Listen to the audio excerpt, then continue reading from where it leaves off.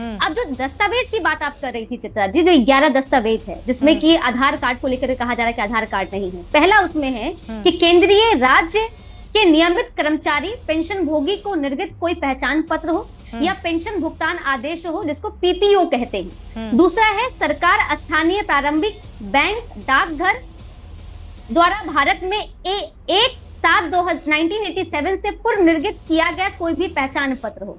तीसरा सक्षम प्राधिकारी द्वारा निर्गत जन्म प्रमाण पत्र। चौथा पासपोर्ट। पांचवा मान्यता प्राप्त बोर्ड विश्वविद्यालय द्वारा निर्गत मैट्रिकुलेशन सर्टिफिकेट। छठा सक्षम राज्य पदाधिकारी द्वारा निर्गत अस्थायी निवासीय प्रमाण पत्र। सातवां वन अधिकार प्रमाण पत्र। आठवां सक्षम प्राधिकार द्वारा निर्गत ओबीसी एससी एसटी या कोई जाति प्रमाण पत्र। नौवां राष्ट्रीय नागरिक रजिस्टर।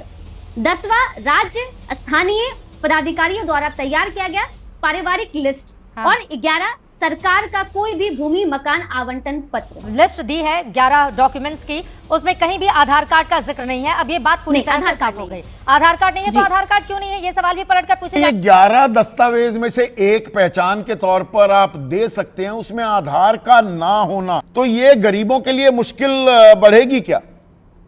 बिल्कुल बढ़ेगी। मैं तो कह रहा हूं, आप तो बिहार के गांव के बारे में बात कर रहे हैं। अगर आप दिल्ली के जो झुग्गी झोपड़ी में रहने वाले लोग हैं, अगर आप उनसे भी दस्तावेज मांगेंगे तो वो भी बड़ी मुश्किल से आपको दे पाएंगे। और समझ लीजिए कि ऐसे बहुत सारे लोग होंगे, लाखों लोग होंगे जो दरअसल पर पहचान तो होनी चाहिए ना, फिर ये घुसपैठ ही है, वहां पर वोटर बन के बैठे रहे, फर्जीवाड़ा हो।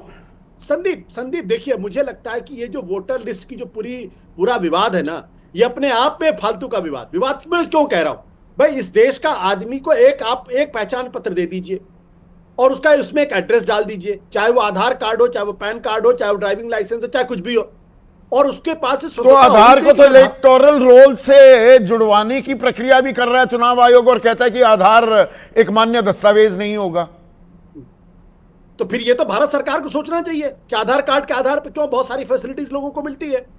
और इसमें सिर्फ गरीबों की बात नहीं है आशुतोष, क्या दरअसल युवाओं के लिए भी एक ये चुनौती होगी, क्योंकि देखिए 7 करोड़ 90 लाख, मोटे मोटे 8 करोड़ जो वोटर हैं बिहार के, उसमें 3 crore 2 crore 94 lakh to be precise, ये 2003 के बाद के वोटर हैं।